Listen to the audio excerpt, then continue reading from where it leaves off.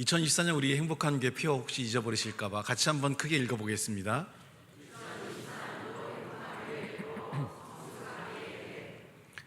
성숙함을 위해 필요한 것 중에 이제 하나님의 인도하심을 따라 그분과 동행하는 삶들이 우리에게 원활하게 주어진다면 우리의 삶이 넘어지거나 쓰러지지 않고 그 삶이 하나님의 인도하심을 따라 온전하게 성장할 수가 있기 때문에 오늘은 성숙한 삶을 이루기 위한 인도란 제목으로 함께 은혜의 말씀을 나누고자 합니다. 제목 같이 한번 읽어볼까요? 말씀 로마서 14장 12절 말씀.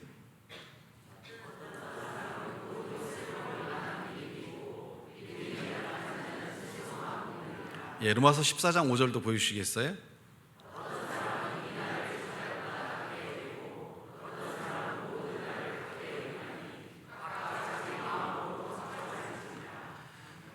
예수 그리스도를 믿고 하나님의 은혜가 주어지는 날로부터 우리는 하나님의 인도하심을 경험하게 됩니다.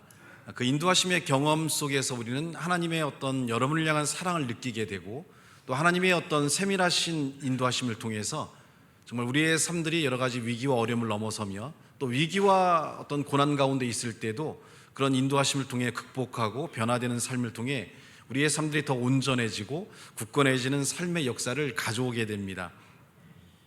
특별히 5월 한 달간은 하나님께서 행복한 교회 성도들에게 더 많은 은혜와 또 삶에 필요한 부분들의 성장을 인도하시기 위해서 헤르몬교회 패승근 목사님에게 감동을 주시고 특별히 한 달간 이렇게 부흥회를 인도하게 되었습니다.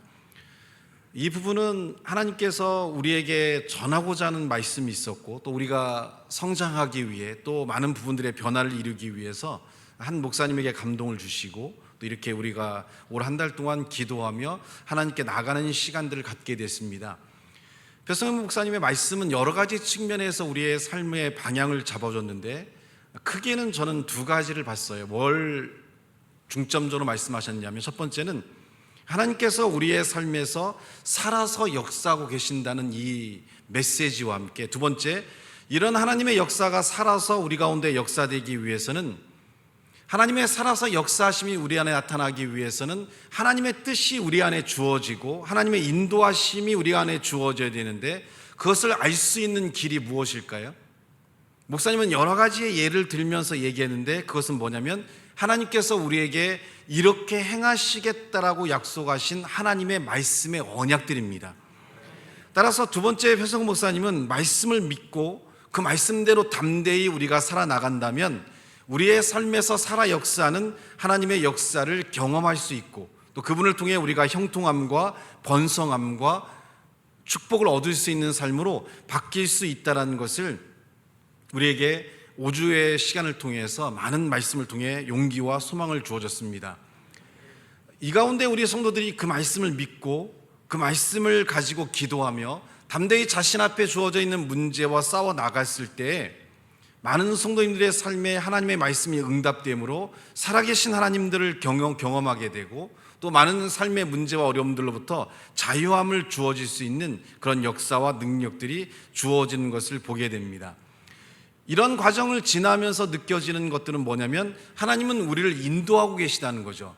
한 사람의 개인적인 삶도 인도하지만 교회 전체적인 삶도 인도해 주시고 국가와 나라와 민족을 인도하기도 하며 하나님의 뜻을 이 땅에 이루시기 위해서 하나님은 그분의 역사와 능력들로 우리 가운데 살아서 움직이는 역사로 함께 한다는 것을 우리는 알게 됩니다. 바울은 로마서 교인들에게 로마서 14장 말씀을 통해서 그들의 믿음의 삶에 대한 많은 부분들을 이야기하고 있는데 그 당시에 이스라엘 민족은 로마의 또는 여러 나라들의 이렇게 전쟁에서 지게 되면서 포로화된 속국이 된 나라로의 삶을 살다 보니까 물질적인 부분이나 종교적으로 또 정치적으로 또 삶적으로 굉장히 힘들고 어려운 시기를 이렇게 지나게 됩니다. 그래서 그들이 하나님을 믿고 있었지만 그들이 신앙적인 자유도 없고 또 여러 가지 정치적으로 경제적으로 어려운 상황 속에 있을 때 그들을 지배하던 나라들은 그들의 어떤 종교와 또 그들의 어떤 철학과 또 그들의 어떤 여러 가지 필요한 삶들을 통해 이스라엘 민족에 존재하는 나라들에게 많은 영향을 주었고 따라서 이들이 일상적인 삶에서 필요한 음식조차도 우상을 섬기고 이방신을 섬겼던 그런 제사를 지낸 음식이 시장에 유통됨에 따라서 하나님 외에 다른 것을 섬기고 다른 것들에 대한 예배와 경배하지 말라는 말씀을 비춰보면 이렇게 우상을 섬겼던 음식을 먹을 수 없는 상황이지만, 근데 시장에 나와 있는 음식들이 이것이 대부분이다 보니까 이들이 그것을 사지 않고는 일상적인 삶이 어려운 그런 삶들에 놓여 있는 그런 상황에 직면하게 됩니다. 이때 믿음이 있는 자들은 그런 것들을 개의하지 않고 그런 음식들을 취하고 먹는 자들이 있었지만, 또 믿음이 약한 자에게는 이런 것들이 시험에 되고 어려움에 따라서 채소만 먹고 그런 것들을 받아들이지 않는 그런 모습들도 보여지게 됩니다. 또한 정복한 나라들이 여러 가지 이제 태양신을 섬기거나 여러 가지 이런 절기들에 대한 것들을 강요하고 압박을 했을 때 이스라엘 민족이 지키는 이런 어떤 유대교라든지 유대교에 지켜왔던 그런 이스라엘 민족이 지켜왔던 이런 종교적인 이런 절기, 또 때로는 어떤 삶에서 지켜야 되는 이런 것들조차도 어떤 것들은 가능하고 어떤 것들은 가능하지 않는 이런 삶의 갈등과 어려움들이 놓여 있게 됩니다. 인도하심이 어려운 것은 우리의 삶에서 어떤 자에게는 이것이 가능하지만 어떤 자에게는 이것이 가능하지 않는 모습을 보여줍니다. 이 갈림길에서 주어지는 삶의 문제는 뭐냐면, 하나님의 인도하심을 어디까지 우리의 삶으로 받아들이고 그분의 역사가 우리 가운데 함께 할 수 있느냐를 나누는 기준은 여러분의 믿음에 따라서 결정된다는 거예요. 여러분이 믿음이 받아들일 수 없다면 하나님의 역사는 제한될 수밖에 없고, 여러분이 믿음으로 그런 역사들을 받아들인다면 하나님의 살아있는 역사들이 여러분의 삶을 통해서 많은 하나님의 역사를 가져올 수가 있습니다. 따라서 어떤 것은 불가능하고 어떤 것은 가능하며 어떤 것은 이루어질 수 있고 어떤 것은 이루어질 수 없는 이 변화의 삶 중간에 우리가 있고, 그 상황 속에서 우리가 얼마만큼의 믿음과 하나님의 역사에 대한 확신을 갖느냐 갖지 않느냐에 따라서 우리의 삶들은 현재 주어진 삶들을 이겨나갈 수도 있고, 또 그 삶에 짓눌려서 이길 수 없는 한계 안에 주어져 있는 삶 가운데 놓일 수가 있습니다. 따라서 우리는 하나님의 인도하심을 경험할 때 어떤 생각을 가져야 되냐면, 우리의 환경과 우리의 삶이 어떠냐에 대한 관점을 우리는 버릴 수 있는 믿음을 가져야 됩니다. 많은 사람들은 나는 이러니까 안 돼, 나는 이런 환경이라서 안 돼, 나는 이런 삶이니까 안 돼. 환경 속에 우리가 짓눌리고 환경 속에 갇히다 보면 그 환경을 넘어서 역사하실 하나님의 역사를 바라보지 못하고, 또 그런 환경에 짓눌리게 되면 우리 스스로가 부정적이 되고 우리 스스로가 믿음을 잃어버리기 때문에 우리 앞에 주어져 있는 문제와 어려움들을 넘어서지도 못하고 쉽게 체념하거나 낭망하고 무너지는 연약한 삶을 살아갈 수밖에 없다는 거예요.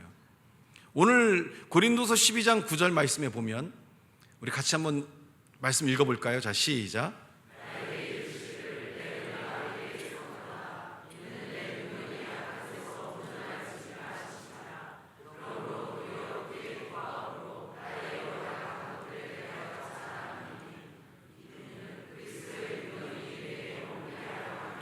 성경은 내 능력이 약한 데서 온전하여 짐이라고 얘기합니다. 우리가 온전해지기 위해서는 약한 자의 삶을 통과할 수 있는 이 삶을 얘기하고 있는데, 대부분 우리는 약한 자의 삶에서 뭘 경험합니까? 절망을 경험하고 좌절을 경험하고 포기를 경험하고 무너짐을 경험합니다. 많은 분들과 상담할 때 그들의 근본적인 마음들은 어떤 마음들이냐면, 안 돼요. 나는 나을 수 없어요. 나는 이 상황에서 벗어날 수 없어요. 이 사람은 바뀌지 않아요. 나는 변화될 수 없어요. 나는 불가능해요. 이것들이 대부분의 상담하시는 분들의 근본적인 마음이고 삶의 자세들입니다. 근데 성경은 그 약한 데서 우리가 온전하여진다는 메시지를 선포하는 것은, 우리는 약할지라도 하나님은 강하시고 우리는 부족할지라도 하나님은 부족하지 않으시기 때문에 우리의 삶에 약하고 강한 것은 하나님 입장에서는 중요하지 않다는 거죠. 우리가 약하고 부족할지라도 우리가 믿음을 갖고 하나님을 구하며 하나님에 대한 말씀을 붙잡고 하나님께 기도하며 우리의 삶을 살아나간다면, 우리는 우리에게 주어진 문제와 어려움들을 넘어설 수 있고 바꿀 수 있고 변화시킬 수 있는 힘과 능력이 우리의 삶 안에서 새로운 변화와 능력으로 채워질 수 있다는 겁니다. 근데 우리는 약한 것에 집중하고 부족한 것에 집중하고 할 수 없는 것에 집중하다 보니까 하나님을 붙잡을 수도 없는, 하나님에 대한 믿음을 가질 수도 없는 이 한계 안에 갇혀서 우리 스스로가 하나님의 역사하기 이전에 이미 우리의 삶들이 무너져 버리고 하나님을 바라보지 못하며 하나님의 역사 앞에 설 수 없는 연약한 삶 가운데 놓이게 된다는 겁니다. 성경은 그래서 뭐라고 합니까? 나의 여러 약한 것들에 대해서 자랑한다고 그랬어요. 약한 것들을 인정해야 됩니다. 약한 것을 받아들여야 됩니다. 약한 것을 부끄러워하거나 창피하게 여기는 것이 아니라 그 약한 것들이 하나님과 함께 새롭게 변화될 수 있는 소망을 갖고 우리의 삶들이 하나님을 향해 연약한 삶들을 드러내는, 연약한 삶들을 고백하는. 그래서 목사님이 집회를 끝나시고 말씀을 끝나신 다음에 마지막에 찬양을 부르시잖아요. 그때 뭐 부르세요? 일어나 뛰어라 부르시잖아요. 그리고 뭐라고 하세요? 뛰어 하시잖아요. 무슨 어디 클럽 오신 것 같아요. 근데 거기에는 영적인 의미가 있어요. 어떤 의미가 있냐면 움직이게 한다는 거죠. 약하고 부정적인 사람들은 움직임조차가 없어요. 일단은 집에서 교회 오는 움직임을 못 해요. 그렇죠? 우선. 근데 여기에 왔어도 그렇게 은혜가 있고 많은 사람들이 찬양하고 기도하는데도 입을 벌리기가 어려워요. 마음이 약하고 눌려 있는 자들은 이걸 깨기가 어려워요. 그래서 뛰어라 이거예요. 움직이라 이거예요. 그래서 저도 다른 교회에 가서 집회를 인도하거나 어떤 세미나를 이렇게 인도할 때 준비되어 있고 영적으로 충만한 교회는 메시지 선포에 주력하지만 많이 눌려있고 영적으로 이렇게 어둡고 움직임이 없는 교회는 다양한 각도에서 움직이게 시켜요. 그래서 일어나서 막 찬양하기도 시키기도 하고 옆 사람과 얘기를 하라고 해서 말씀을 주시고 또 선포하기도 하기도 하고 이런 움직임을 많이 해요. 첫날에 이런 움직임을 갖고 둘째 날 집회가 시작되면 마음이 많이 열려요. 그리고 적극적으로 움직이기 시작해요. 오늘 우리가 움직임이 없다는 것은 뭐냐면 우리가 눌려있다는, 우리가 약한 상태라는 거죠. 약한 상태라는 것이 문제는 아니에요. 우리는 약할 수밖에 없고 부족할 수밖에 없고 쉽게 넘어질 수밖에 없는 존재예요. 성경은 그런데 그거를 인정하고 그걸 드러내라고 한다는 거죠. 자랑하라고 했어요. 왜요?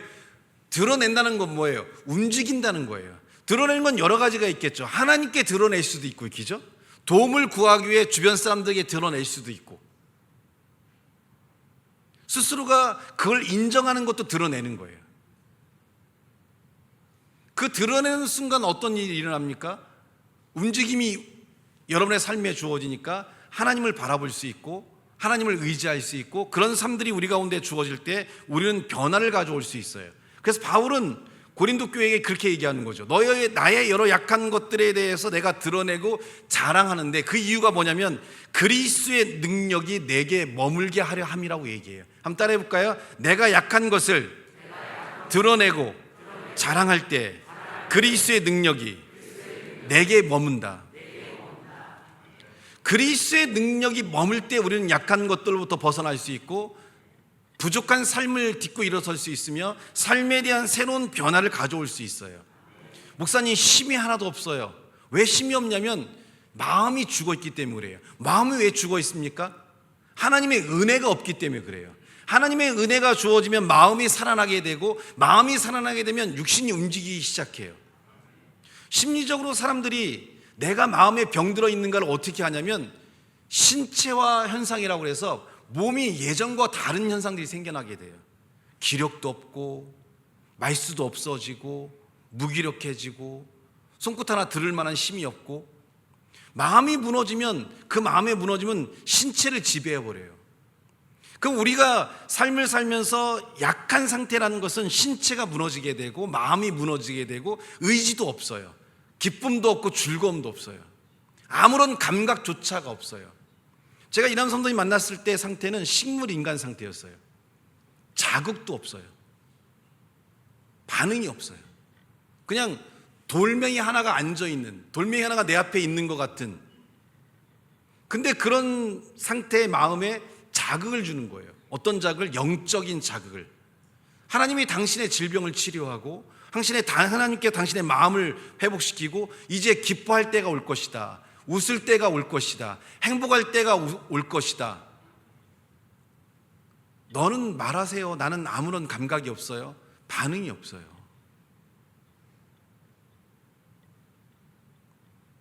대신 그 상태를 세상에 드러내요. 앞에 앉아놓고 상담을 하면서 당신은 이렇게 우울하시죠? 당신은 이렇게 상처를 받으셨죠? 당신이 이렇게 못 움직이시죠? 당신이 이렇지 않습니까? 계속 그것을, 가장 듣기 싫은 소리를 듣게 해요. 계속 반복해서 그 얘기만 해요. 언제까지? 내가 내 실존을 느낄 수 있을 때까지. 한 2주 그렇게 계속 당신이 이렇지 않습니까? 당신이 이렇게 힘들지 않습니까? 했더니 갑자기 막 울어요. 그때가 약한 걸 인정할 때예요. 그래서 마음껏 우시라고 했어요. 한 3시간을 막 우시더라고요.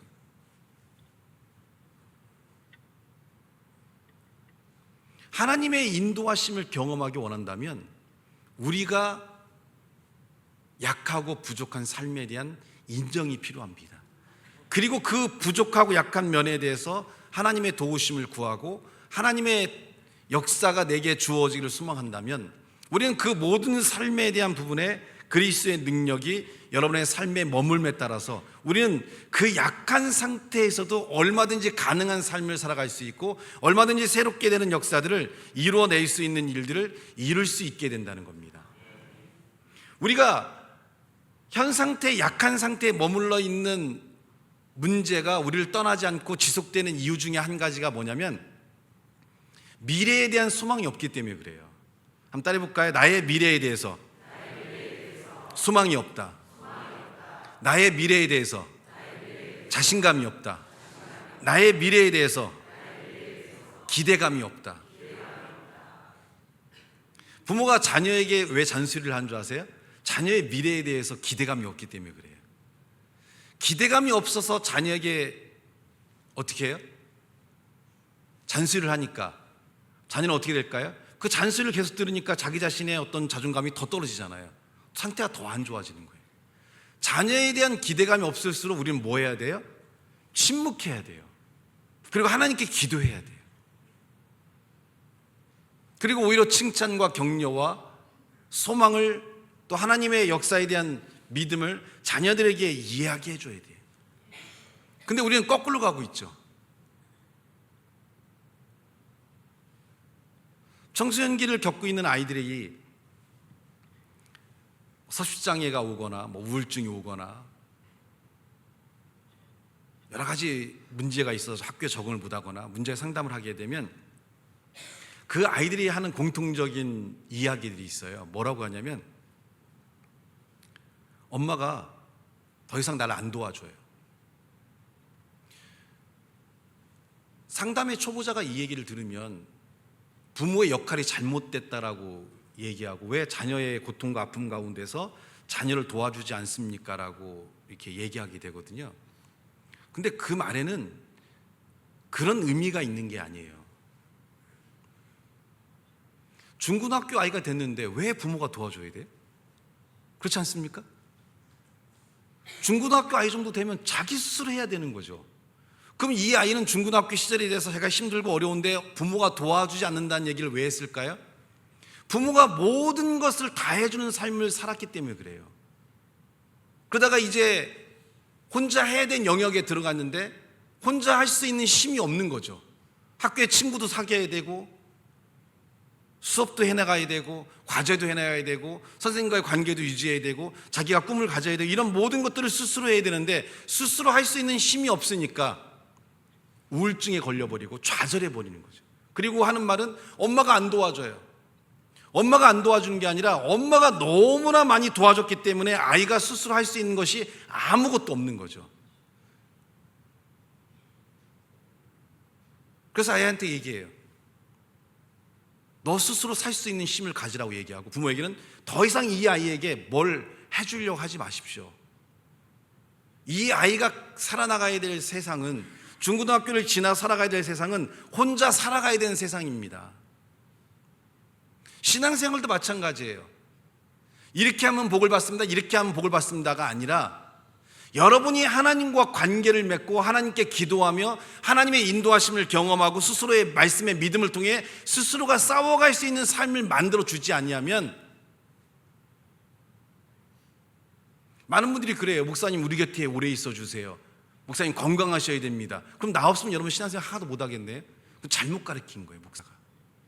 저 없어도 어떤 측면에서는 우리 교회는 저 없으면 못 살아남을 것 같고요, 배성훈 목사님은 설교 말씀처럼 나는 성도를 강하게 키운다, 상담도 안 해준다, 막 그렇게 얘기하시잖아요. 막 그러고 나면 까기만 한다. 근데 그 교회 성도는 살아남을 것 같아. 독구다이로 혼자 살고 있으니까. 우리 교인들은 뭐만 하면 카톡 보내고 쫓아오고 상담해달라고 그러고 막 기도해달라고 안수해달라고 그러고 막 목사 주변에서 살고 있는데, 저 없으면 우리 교인들은 큰일 날 것 같아요. 그렇다고 아니라고 하는 분이 한 번도 없으니까 뭐 괜찮은가 본데요.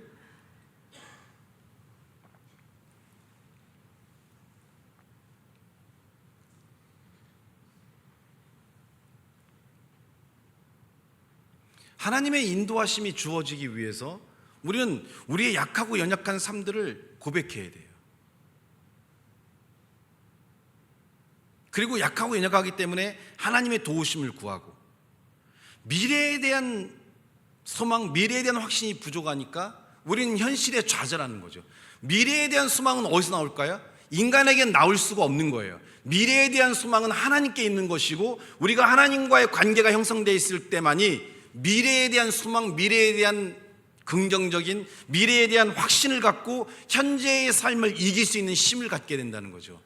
그래서 하나님이 너의 소망이 되고, 하나님이 너의 능력이 되고, 하나님이 환난 가운데 너의 힘이 되며 기쁨이 되며 찬송이 된다는 이런 많은 신앙의 선배들의 고백이 나타날 수밖에 없는 것은, 성경의 많은 신앙인들이 그런 고백을 했던 것은, 그들이 현재적인 삶에서 힘들고 어렵고 고통스러운 삶에 있었지만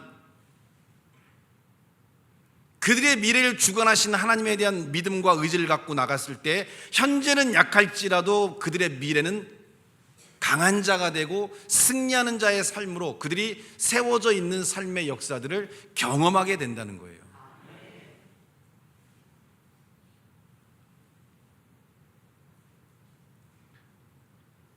모든 학생들의 부모님들은 자녀가 어느 대학을 갈 건가를 굉장히 중요하게 생각합니다. 물론 뭐 그게 중요할 수도 있겠어요. 근데 저는 그거 하려고 비전스쿨 만든 게 아닙니다. 부모의 관점은 내 아들이 어느 대학을 가느냐를 중요하게 생각을 해요. 근데 저는 이 아이가 어느 대학을 가냐가 중요한 게 아니라 대학에서 어떻게 생활을 할 건가, 직장에서는 어떤 생활을 할 수 있을 것인가, 결혼해서 가정은 어떻게 이룰 것인가, 성인이 돼서 신앙생활은 어떻게 할 것인가에 대한 포커스를 보고 있다는 거죠. 부모님의 관점은 단적이고 단시적이고 짧아요. 저는 이 아이가 이 땅을 떠나 천국에 가는 날까지 이 아이들이 무엇을 준비하고 무엇을 가져야 되고 어떤 삶을 가질 것인가에 대한 그런 삶들을 만드는 것이 더 중요하다고 보거든요.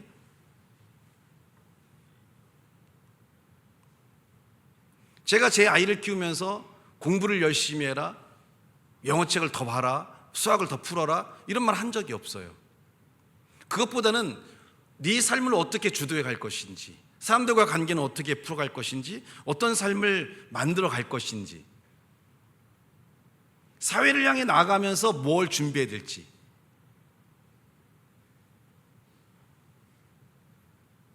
같은 사람임에도 불구하고 부모님이 바라보는 자녀에 대한 시간의 한계와 그 아이를 같이 바라보고 있는 저의 시간의 갭이 굉장히 크잖아요. 저는 70년을 바라보고 아이를 키우는 거고, 부모는 그냥 20살짜리 아이가 어느 대학을 가냐에 대한 이거에 포커스 맞춰 키운다는 거죠. 인간도 이런 갭 차이가 주어지는데, 우리를 인도하신 하나님의 관점과 우리의 관점의 이 갭 차이는 또 얼마나 클까요? 우리가 약하고 연약한 것은 당장 눈앞에 있는 현실만 바라보기 때문에 그래요. 하나님은 우리 앞에 주어진 이 문제도 중요하지만 이 문제를 넘어서서 성장하게 된 우리들이 앞으로 살아갈 수 있는 그 미래에 더 큰 관심을 갖고 계시다는 거죠. 그래서 때로는 환난 가운데로, 때로는 고난 가운데로, 때로는 역경 가운데로 우리를 인도하시기도 하고, 때로는 적과 꿀이 흐르고 풍성한 삶으로 인도하기도 하면서 우리의 미래가 얼마나 아름다울 수 있는지에 대한 관점을 갖고 있기 때문에 하나님의 인도하심은 더 크고 더 넓다는 거죠. 그에 반해서 우리는 현재 눈앞에 있는 문제만 보니까 매일매일이 고통이고 괴롭고 힘들고 어렵다는 얘기밖에 안 나온다는 거예요. 부모님에게는 아이에게 얼마만큼의 영어를 얼마만큼 수학을 가르치는가 중요하겠지만 저는 그게 중요하지 않다고 봐요. 얼마나 더 바른 인격을 가질 것인가, 얼마나 더 바른 자세를 가질 것인가. 지난 주일날 설교처럼 타인의 필요에 얼마만큼 공급할 수 있는 마음을 가질 것인가, 이게 더 중요한 게 아니겠어요? 결혼했는데 아이에 대한 필요성에 공급을 못 해줘요. 결혼했는데 부부간의 필요성을 공급을 못 해줘요. 내가 직장 생활했는데 타인과의 관계가 형성이 안 돼 있어요. 이 사람 어떻게 될까요? 바르게 성장할 수 있을까요? 이 사람이 있는 가정은, 이 사람이 있는 교회는, 이 사람이 있는 직장은 고통의 삶을 벗어나기 어려울 거예요.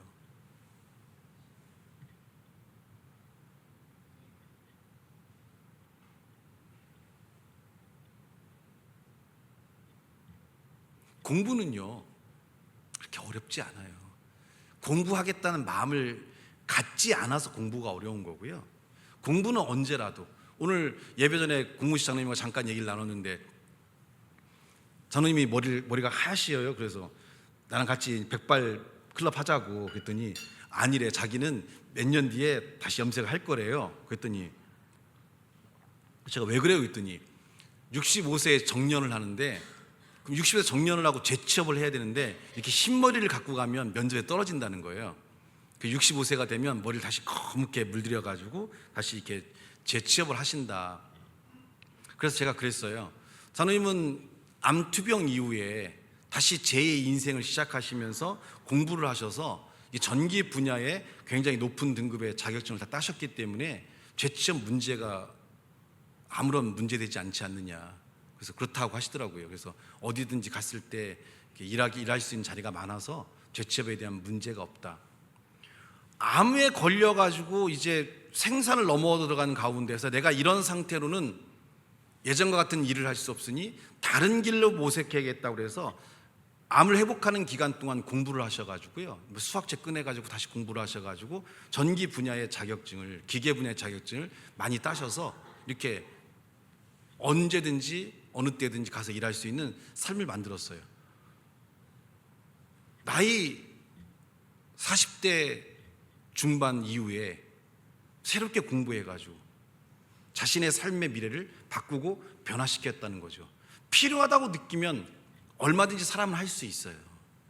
근데 그 필요성을 느꼈을 때에 그 공부를 통해 자신의 삶을 끌어올 수 있을 만큼의 인내와 의지와 삶의 자세가 없으면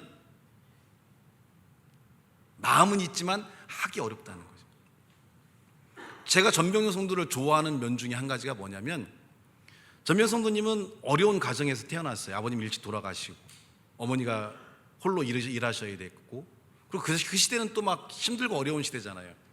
장남으로 태어났기 때문에 어머니를 도와서 내 동생들을 공부를 시키고 이렇게 하겠다는 마음에 공부를 굉장히 잘했는데 기술직을 택해서 일찍 취업을 하고, 그것도 한전이라는 좋은 곳에 머리가 좋으시니까 취업해서 동생들을 다 키우고 대학까지 다 보냈어요. 근데 본인의 마음속에 있던 꿈은, 워낙 공부를 잘했으니까 나는 의사가 되고 싶은 꿈이 있었으니까 동생들 다 시집장가 보내고 다 공부시킨 다음에 이제 나를 위해 살아야겠다. 그래서 다시 공부해서 의대에 가서 의사가 됐어요. 여러분, 이거 세상에 이런 일이 나오는 얘기예요. 기죠? 내가 제보할게요. 마음을 먹으면, 지금 내 형편상 우리는 항상 얘기하잖아요. 뭐 엄마가 안 도와줘서, 뭐 환경이 어려워서, 뭐가 안 돼서 난 안 돼. 집에서는 뭐 집중해서 공부할 수가 없어. 그래서 나는 꼭 나가서 카페 가서 공부해야 돼. 이런 녀석들이 무슨 미래가 있겠냐고요. 버스 안에서도 공부할 수 있고 기차 안에서 공부할 수도 있고 길거리에서도 공부할 수 있는 것이지, 공부하려면 맘만 먹으면 어디서든지 할 수 있는 것이, 여기서는 안 돼요, 여기서는 돼요? 자세가 틀린 거잖아요. 동생들을 키우고 가정을 지켜야겠다는 바른 자세가 있었기 때문에 자신이 새로운 제2의 꿈을 시작하는 때가 됐을 때는 거기에 집중해서 결과를 가져올 수 있는 삶의 능력을 갖고 온다는 거죠. 그래서 저는 꿈을 꾸는 친구들은 많지만 그 꿈을 이루기 위한 과정의 이 시기를 견딜 수 있는 육신적인, 육체적인, 삶적인 강함이 없는 친구들은 별로 기대하지 않아요. 어차피 하다가 포기할 거니까.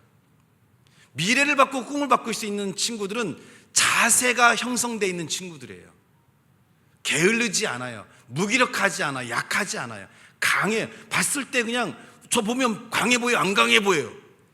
일부러 목소리 크게 낸 거예요? 표성 목사님하고 딱 비교하더니 표성 목사님 카리스마가 쩔고 굉장히 강해 보이시는데 우리 목사님은 거기에 비하면 배만 나와가지고 연약하다라고 하는 건 여러분이 저를 아직 몰라서 그러는 거예요.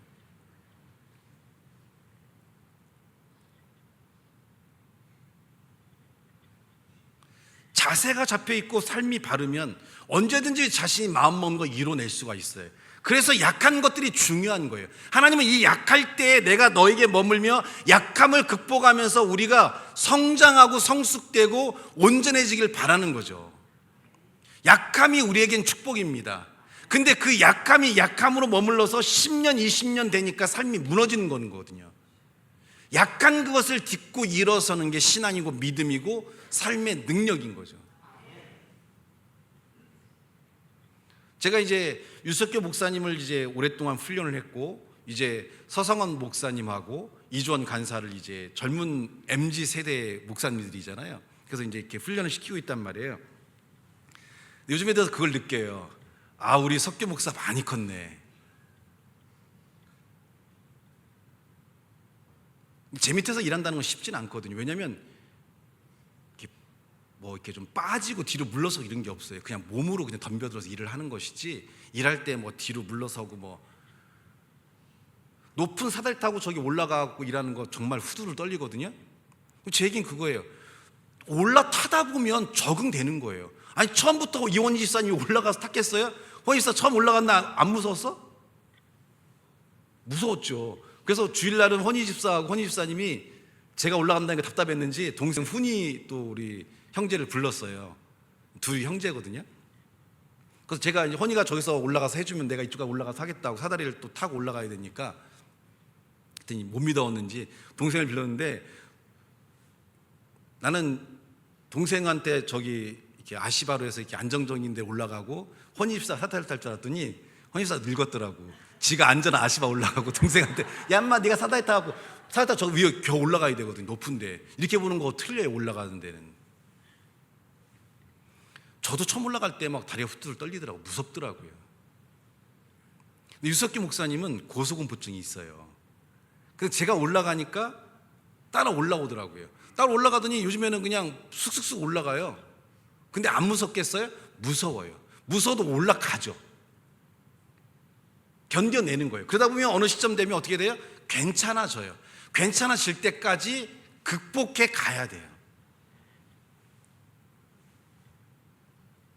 같이 일하니까 막 힘들고 어렵잖아요. 근데 유석기 목사님은 이렇게 티를 안 내요. 얼굴은 막 완전히 초췌하고 지금 얼굴 거의 쓰러지기 직전의 얼굴인데 티를 안 내는데, 서성원 목사는 약간 티가 나. 내가 얘기했어, 약간이라고. 삐지지 마. 약간 티가 나요. 근데 그 약간의 티가 같이 일하는 사람들의 마음을 힘들게와 불안하게 할 수 있거든요. 그래서 리더라는 거는 티가 안 나야 돼요. 유석기 목사는 그럼 티가 안 나느냐? 아유, 걔도 몇 년 전엔 티 많이 났어요. 이제 성장하는 거예요. 자꾸 극복하는 거죠. 한계를 넘어서는 거예요. 쓰러질 지경까지 가도 정신력으로 버티면서 만들어가는 것은 약한 삶들을 견뎌왔기 때문에 어떤 환경에도 이룰 수 있는 힘과 능력을 갖게 된다는 거죠. 서성원 목사님도 한 10년 정도 지나게 되면 어떤 환경에도 흔들리지 않는 강인한 그런 거묵 같은 나무로 서 있을 거예요. 많은 성도들에게 도전이 되고 힘이 되고. 근데 그 과정의 시작점은 약한 삶으로부터 시작하는 거죠.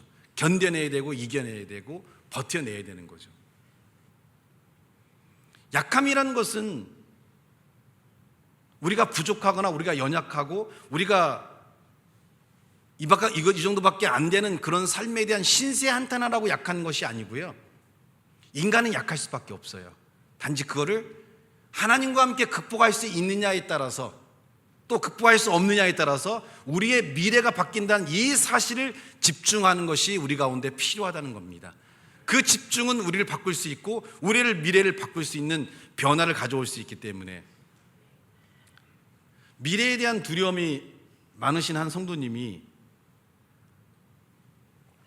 어떤 교회 목사님께서 설교하실 때 자기는 힘들고 어려울 때 성경을 펴서 딱 말씀을 보면 자기에게 참 은혜되는 말씀이 주어져서 그렇게 위로를 받는다라고 얘기를 이렇게 부흥회 때 들으셨어요. 이분이 너무 힘드니까 자기도 그렇게 해야겠다는 마음에 성경을 딱 펴서 손으로 딱 찍고 딱 보니까 첫 번째 본 말씀이 유다가 물러가서 스스로 목매어 죽은지라. 그러니까 이분이 놀랬잖아요. 그 평안을 얻을 수가 없으니까 이건 내가 잘못 찍은 거야. 다시 성경을 넘겨갖고 딱 찍었어요. 그랬더니 뭐라고 되어 있냐면 너도 가서 이와 같이 행하라. 그러니까 또 불안하잖아요. 그래서 다시 한 번만 더 하겠다고, 우리나라 사람 삼세판을 좋아하잖아요. 다시 넘겨갖고 딱 찍었어요. 그랬더니 내 하는 일을 속히 하라.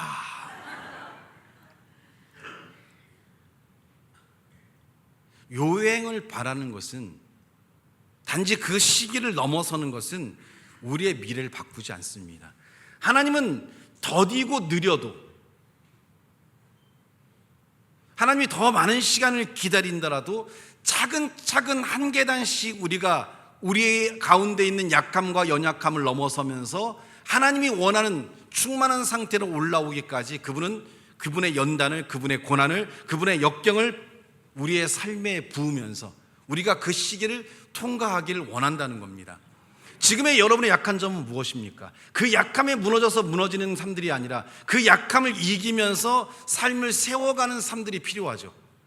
한 단계를 올라가게 되면 그 단계에서는 이전과는 다른 새로운 삶의 관점들이 보이고 새로운 삶의 움직임들을 갖게 돼요. 왜 우리가 똑같은 삶을 반복하냐면 올라서지 못하기 때문에 그렇습니다. 그러니까 똑같은 삶에 무너지고 똑같은 마음의 불안함과 똑같은 마음의 어려움과 힘듦이 우리의 삶에 떠나지 않고 지배함에 따라서 우리들이 흔들릴 수밖에 없는 삶을 가질 수밖에 없다는 거죠.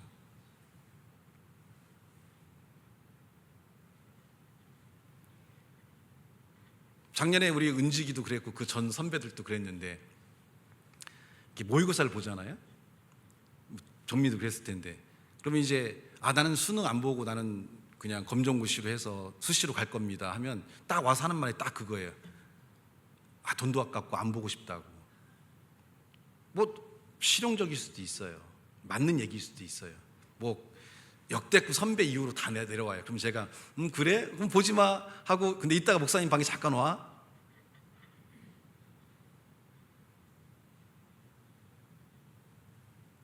근데 그게 중요해요. 물론 뭐 수시로 갈 수도 있어요. 하지만 똑같은 학년의 아이들이 가는 길에 나도 동참해서 그 시간들을 견디는 경험들도 필요하거든요. 아침에 8시부터 가서 저녁 4시까지 참고 견디면서 그래도 한 문제라도 더 풀고 인내하면서 견디는 이런 삶들이 쌓여서 삶을 성장시키고 바꾸고 변화시키는 일을 가져와요. 그래서 수시로 합격해가지고 9월달에 합격한 애들이 있거든요. 9월달부터 이제 수시 발표하니까. 그래도 저는 수능을 보라고 그래요. 목사님도 합격했는데 그래도 가서 한번 경험해봐라. 네 옆에 있는 친구들은 어떻게 시험을 보고 어떤 자세를 보고 또 그런 시간들을 버티고 견디는 것들이 경험이 될 수 있거든요. 왜냐하면 앞으로는 계속 시험이니까. 세상에 우리에게 주어진 것들은 버릴 게 아무것도 없어요. 힘들고 어렵고 고통스러워도 참고 견뎌내야죠. 좀 전에 예배 시간에 들어오기 전에 주리하고 주리 남편이 이제 애가 똥을 쌌는지 오줌을 쌌는지는 모르겠는데 이렇게 막 남편이 들어앉고 이제 화장실 막 뛰고 또 주리는 또 이렇게 막 뭐 이렇게 똥인지 뭔지 모르겠는데 하여튼 뭘 들고 막 뛰더라고요. 그래서 제가 주리한테 그랬어요. 그래, 이제 엄마 되는구나. 엄마가 된다는 거는 자녀를 키우면서 주어지는 모든 삶들을 본인이 감당해야 되잖아요. 아빠랑. 그 쉽지 않은 삶이에요. 근데 그거를 감당하기 때문에 아이가 성장하는 거고요. 그것이 감당이 안 되면 이 아이는 심리적으로, 삶적으로 불안정한 상태로 가니까 이 아이들은 성장했을 때 사회에서 낙오자가 되거나 아니면 사회에서 타인에 대한 그런 울분을 폭로해서 타인에게 고통을 주는 사람으로 바뀔 수밖에 없다는 거죠. 정서적으로 안정이 온다는 것은 자녀의 고통과 어려움들을 얼마만큼 감싸줄 수 있냐 이거예요. 근데 이거는 아이의 성장뿐 아니라 엄마로서도 성장이 되는 것이고 아빠로서도 성장이 되는 거예요. 이런 과정 하나하나가 다 중요해요. 우리에게 필요 없는 게 없어요. 3시간씩 예배를 드려봐야 돼요. 그것도 와, 나 진짜 3시간 예배 못 드리겠어. 막 어떻게 3시간 예배를 드려. 그것도 참고 견뎌봐야 돼요. 하나님과 함께하는 시간을 통해 그 시간들이 빠르게 지나가고 은혜가 주어지고 소망이 넘치는 삶이 됐을 때 우리는 영적으로 성장하거든요. 우리의 영적인 시간이 30분밖에 안 되면 1시간으로 늘려봐야죠.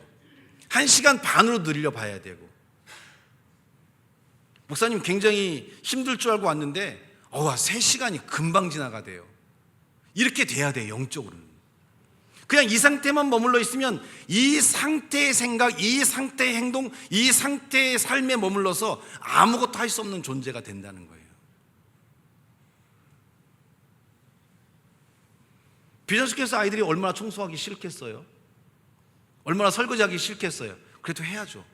고3 되면 뭐라고 하는지 아세요? 고3이니까 빼주세요. 애들이 얼마나 영악한지 몰라요. 고3이 무슨 특권이에요? 나도 빼줘야지.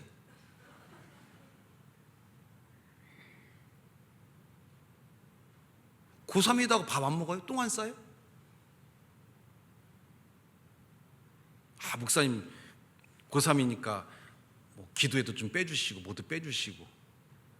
그럼 딱 얘기해요. 그러면 입시학원 가서 공부해. 나는 너 그거 가르치려고 비전스쿨 만든 거 아니야. 고3일수록 더 기도해야죠. 고3일수록 더 하나님의 말씀을 배워야 되고 더 많은 은혜를 경험해야죠. 그래야 지혜도 주시고 그래야 내 앞에 주어진 것도 이기고. 끊임없는 불안에 시달리는 우리 마음들이 하나님과 함께하면서 넘어갈 때 내가 정작 시험을 보고 준비하는 과정에서 승리하는 삶을 가져올 수 있거든요. 그래서 항상 얘기하잖아요. 수능 당일의 컨디션이 중요하다고. 우리 애들은 수능 당일 컨디션이 별로 중요하지 않아요. 왜? 뭐 매일 하나님과 함께 기도하고 살았는데 뭐 그거 그따위 거 뭐 중요하겠어요? 왜? 공부를 오늘 안 했으니까. 별로 긴장도 안 되는 거지. 공부도 하는 애들이 긴장하는 거지 뭐. 그냥 대충 찍고 어차피 반은 찍을 건데 뭐.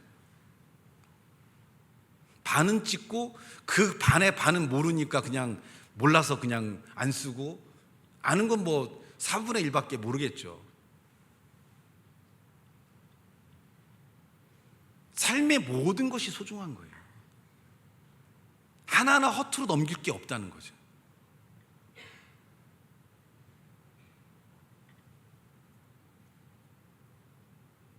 그래서 전 지금도 부목사들이 많아도 내가 할 수 있는 것들은 해요. 차량 여행도 하고 청소도 하고 시킬 수도 있지만 해요. 왜냐하면 그 자체가 나를 지키는 버팀목이 될 수가 있거든요. 내가 편해지고 내가 다른 사람들한테 내가 해야 될 일들을 넘기게 되면 그때부터 나는 무기력해지기 시작하는 거예요. 그래서 하나님도 약한 삶에 대해서 우리가 집중해서 나는 이거밖에 안 되나 무너진 삶이 아니라 그 약한 삶을 딛고 일어나서 내가 너와 함께하니 싸워보라는 거죠. 좀 싸움닭이 돼야 돼요. 세상과도 싸우고 인간관계도 좀 싸워보고 우리가 불안하고 두려운 것도 싸워보면서 우리의 삶을 딛고 일어설 수 있는 힘을 가질 때 우리는 미래를 바꾸고 삶을 바꿀 수 있는 놀라운 능력을 가져올 수 있다는 거죠. 현재를 이기기 때문에 미래에 소망이 생기는 거예요. 현재를 못 이기기 때문에 미래가 절망이고 미래에 대한 기대감이 없으니까 삶이 무너지는 거죠.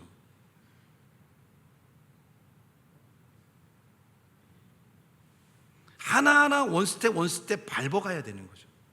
이런 과정들이 얼마나 소중한지, 얼마나 있어야 되는 건지.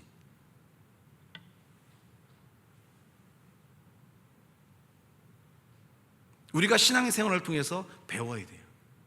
하나님과 동행하는 것은 예배드릴 때만 동행하는 게 아니에요. 여러분의 가정에서도, 여러분의 직장에서도, 여러분의 모든 삶에 하나님이 함께하니까 그 하나하나가 소중하고 그 하나하나의 삶마다 하나님의 인도하심을 경험할 수 있기 때문에 우리는 그 삶 하나하나를 가장 가치 있고 가장 능력 있는 삶으로 만들어낼 수가 있어야 된다는 거죠. 그래서 더 사랑해야 되고 더 나눠야 되고 더 기뻐해야 되고 더 소망 있는 삶의 일들을 만들어 가야 돼요. 그 하나하나의 삶들이 우리의 삶에 많은 변화를 주면서 더 가치 있고 능력 있는 삶의 역사들을 아름답게 이루어낼 줄을 믿습니다. 기도하겠습니다. 하나님 감사합니다. 주신 말씀을 통해 우리가 하나님의 살아계신 역사를 경험하도록 인도해 주시고 부족함이 없는 삶이 우리 가운데 주어질 수 있도록 함께 하시며, 하나님, 우리가 연약하고 부족할 때 좌절하고 무너지는 삶들이 아니라 더 크고 더 아름다운 삶의 은혜와 능력으로 채우시고 인도해 주시기를 간절히 원하오며 예수님의 이름으로 축복하며 기도하옵나이다.